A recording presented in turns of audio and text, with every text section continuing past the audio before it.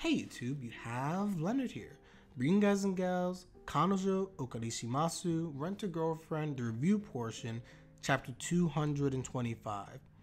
So everybody, we just finished a chapter here on the Twitch side, per the usual, link in the description box down below to my Twitch, where you'll find the live reaction for this and many of my other live reactions, so definitely check that out. But everyone, as I kind of go through this chapter right now, I just want to say that again, the MVP of this whole entire thing right now, and the dark horse that we speculated going back to like chapter 215, 216 a while back, it's been Ruka. Ruka was the MVP of this chapter. The chapter title had to do with the provisional girlfriend from last week, so we knew that this was going to have to be a very influential point, I should say, for Ruka. Now the chapter starts off giving us a flashback on things that we kind of already know, but is reminding us. Ruka has a medical condition. She basically is not able to get excitable. So it's to the point where her heart rate is always at a very low, steady pace. She never gets excited. She never gets scared. She never beats out of love, etc. And throughout most of her life, it literally was miserable. She'd wish every single year that she'd get better, that she could be like a normal person. Because otherwise she just felt like a robot. She felt like this toy basically that wasn't a real person. And her life never changed until she met Kazuya. Kazuya is the first person, everybody, that allows Ruka to feel like she's a normal human being. And at the end of the day, because of that, I look at everything that Ruka has done, and I think she realizes as well that she's tried too hard. She says in this chapter, she highlights this celebrating the 250th day anniversary or 8-month and 10-day anniversary. It's just like she's trying very, very hard. But the reason she's doing so is because she doesn't want to let go of Kazuya, the one person who takes her out of this monochrome world, as she describes it basically, and brings her into a world of color, a world that's enjoyable, something that she wants to, some place that she wants to live in and actually have fun. Kazuya does all of this, but again, Ruka's not an idiot, and Ruka knows that he likes Chizuru, and in this flashback that we get, she addresses that. She addresses the fact that Kazuya and Chizuru most likely like each other. At the bare minimum, Kazuya, she knows, likes Chizuru, and we don't know how Chizuru feels. But she fears the fact that at the end of the day, she's going to lose him, and that's why she keeps trying to hold on so deeply. Ruka tries to hold on to Kazuya. So now, as you kind of go through this chapter, and one of the big things I like specifically is that we have a line here from Ruka where she mentions this whole idea of her wanting to be basically Kazuya's girlfriend, and specifically the fact that Chizuru and Kazuya, they can't keep up this lie. At some point they have to tell Naogumi the truth, and when's that going to happen? Is it going to be now? Like, when are you going to do this? And Kazuya says something that's very interesting in the chapter. He highlights the fact that I'll end it the right way so neither of you gets hurt. And this kind of makes Ruka's heart flutter. She's just amazed at this thing that, again, the person she loves, Kazuya is a very considerate person. She recognizes this every single time. But realistically, everyone, Kazuya is not going to make everybody happy. It's literally impossible. And typically in these type of situations, when you try to make everybody happy, what ends up happening? Everyone ends up miserable. And we're kind of starting to see that playing out a bit right now, and why Kazuya has to make a choice and stick with it. So I think for Ruka, as she looks at everything unfolding, and we go back to the present time, Mommy is in a position where she's told the two of them to kiss. In a situation where Chizuru and Kazuya end up kissing, there's no way that Ruka's that's going to literally, that'd be the worst thing to happen to Ruka. I'd argue it would shatter her, because that's just not something, even if she knows there's a possibility and can't happen, it's not something she wants to see. And not right now, not in this situation in front of everybody. I think that would honestly, it would destroy her. But then likewise also, she has a moment where she's thinking now in the present timeline that this is all fine. If I just sit back and watch, things will work out for me. I actually have a shot. Things will fall apart. Everyone's going to hate Kazuya. Chizuru and Kazuya won't be a thing. I will swoop in. I'll still be the one who cares about Kazuya at the end of the day, and maybe he'll date me. Everything, in all honesty, is working perfectly in Ruka's order if she wanted it, to where she could get Kazuya if that was her sole objective. But at the end of the day, and I've said this before, going back, my biggest thing with Ruka and why I've always kind of disliked the dislike people have towards her is that I think we've misunderstood to some degree the resolve of Ruka's character. Yes, she's a compulsive liar. Yes, she has done pretty trash things, including at the beginning of this arc, and she's always acted as this kind of like deterrent of trying to like separate Chizuru and also Kazuya through her own like conniving motives. But I've never gotten the sense that she's like Mami.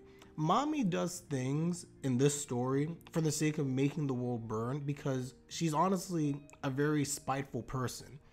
But Ruka's acting desperate because she wants nothing more than to be with Kazuya. But who does she care about more? Kazuya or herself?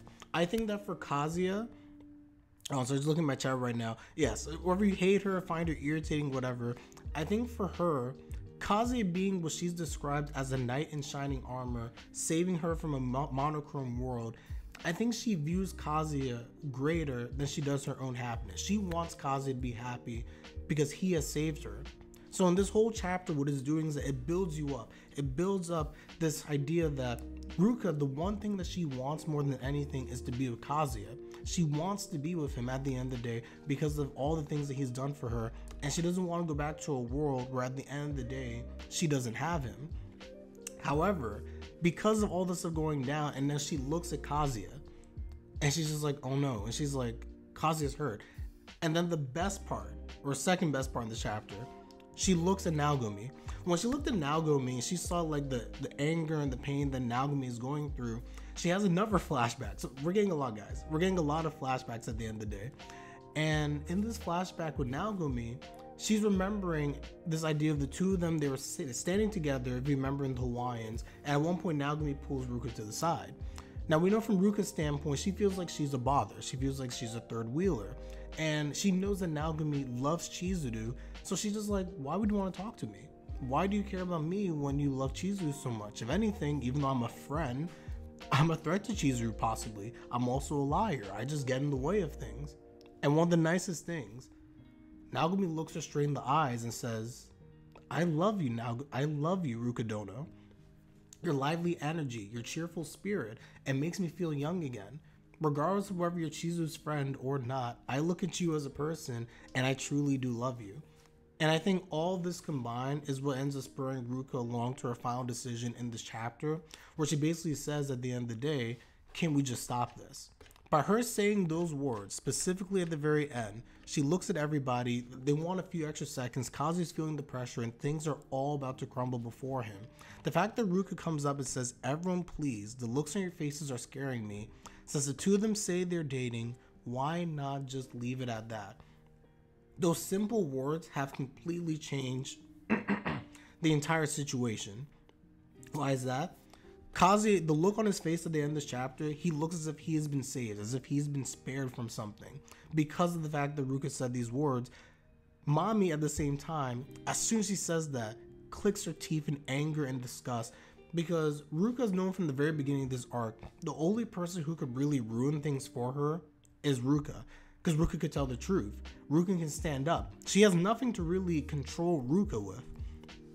So once Ruka says these words, you see Mami's anger, you can tell that this is like the one thing she didn't want, and that's why she tried to turn Ruka onto her side. And quite frankly, as I said before, if Ruka said literally nothing, she wins. But because she has spoken up, because she has said something in defense of Kazuya, at the end of the day now, this weaves the way for Kazuya and potentially Chizuru to have a happy ending now, to actually get out of this semi-okay. So this is great. This is great. Wow, my chat is crazy. Yes, that is too much. That's wild. Leave Ruka alone. So with that, everybody, those are my thoughts overall in terms of this chapter. Again, for me, this was one of my favorites because, again, I've really been on the bandwagon of wanting to believe in Ruka, that she wouldn't do something wrong, and the fact that she came through in the clutch the way that she did in this chapter, it makes me happy. But we're not out of the woods yet. There's still things that need to be done. We need to see exactly what Ruka's words, what impact will have on the rest of the group, if any. And then likewise also, is Mami done here? Will Mami say something else? But most importantly, everybody, in terms of thinking about future chapters, the real question too is, what is Chizuru going to do? And what does Chizuru want? Kazuya has now spoken up. Ruka has now spoken up. But how does Chizuru feel about this whole situation? How does she feel about this kiss? How does she feel about dating Kazuya. Like, how does she needs to come to grips now with her own emotions. For a long time, I have defended Chizuru because of the fact that I believe it was Kazuya's place first to actually tell his family. Now, this is not the way that he would have scripted it, but he's come out with his feelings. He's made his feelings very, very clear. Ruka has also spoken out now as well. The question comes down to Chizuru. Chizuru, how do you feel about Kazuya? If you actually do like him back, then this whole thing goes to bed and I think we're fine. But if you feel anything different, or if you don't know how you feel, the worst thing possible is if Chizuru just doesn't know how she feels and she delays things. That's the biggest fear. But all we can do at this point, everybody, we'll wait and see, as everyone else is saying, and let's see what happens. Indecision from Chizuru is the worst thing. Chizuru, you need to make up your mind and come to a conclusion yourself. Do you like Kazuya? Do you not like him? Is he your friend? Is he not a friend? Like, come to that conclusion, and we can put an end to this arc and possibly this series, quite frankly. So with that, everyone, let me know your thoughts in the comment section down below. How do you feel about Ruka and her character? Honest opinion. I may try to make a larger video about Ruka as well in light of the events of this chapter. And then per the usual, everybody, like the video. It's always helpful. Like the video. Subscribe and like my content, greatly appreciated. And again, follow me on Twitch. We do all of our live reactions. With that, I'm Leonard, and I'm out. Take care, everybody.